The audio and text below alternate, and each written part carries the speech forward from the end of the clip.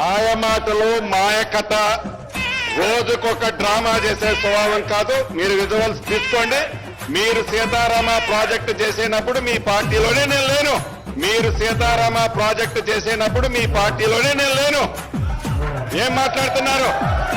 మళ్ళీ చెప్తున్నా, మీరు ఏ ప్రాజెక్టు కట్టినా మీరు గుండె మీద చేసుకొని గుండె మీద చేసుకొని చెప్పండి. హరీష్ రావు గారు 65 సంవత్సరాలు పరిపాలించిన ఏ పార్టీలకి రాని ఆలోచనతో గోదావరి నీరు వృధాగా పోతుంటే ఆ గోదావరి నీటిని ఈనాడు ఈ ఉమ్మడి ఖమ్మం జిల్లాకి సీతారామ ప్రాజెక్టు ద్వారా సుమారు 13,000 కోట్లు ఖర్చు పెట్టి సీతారామ ప్రాజెక్టు ద్వారా సుమారు 13,000 కోట్లు ఖర్చు పెట్టి 9,75,000 ఎకరాలని సాగుకు తీసుకొచ్చే ఒక బృహత్తరమైన ప్రాజెక్టుని శంకుస్థాపన చేయడం కాదు, పైపులు మోటార్లు కొని గట్టు మీద పెట్టడం కాదు, యుద్ధ ప్రాతిపదికన రాబోయే 2-2.5 సంవత్సరాలు పూర్తి చేసే కార్యక్రమాన్ని ఈనాడు ఈ రాష్ట్ర ప్రభుత్వం పెద్దల కేసీఆర్ గారి నాయకత్వంలో చేపట్టడం జరిగింది.